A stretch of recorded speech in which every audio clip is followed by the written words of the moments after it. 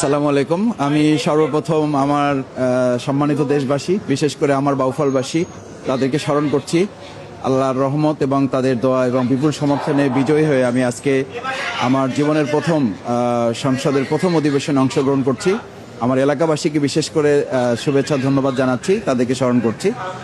আর আমাদের মূল দাবি থাকবে জুলাই সনদের ভিত্তিতে যে আজকে নির্বাচন পেয়েছি, আমরা সংসদ পেয়েছি, সেই জুলাই সনদ বাস্তবায়নে যেন আমরা ভূমিকা রাখতে পারি এবং সেটার ভিত্তিতে আমাদের যে একটা নতুন মানবিক রাষ্ট্র বিনির্মাণ করার কথা বলা আছে, সেই নতুন মানবিক রাষ্ট্র আমরা বিনির্মাণ করতে ভূমিকা পালন করব।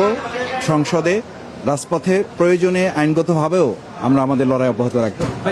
আমিরে জামাত এবং আমাদের বিরোধী দলীয় মাননীয় বিরোধী দলীয় নেতা পরিষ্কার বলেছেন যে আমরা সিঙ্গেল চাই না, আমরা প্যাকেজ ডিল করতে চাই এবং সে ব্যাপারে জুলাই সনদে যা বলা আছে সেটার ভিত্তিতেই আমরা প্রাপ্তিটা নিশ্চিত করতে চাই জনগণের প্রয়োজনে।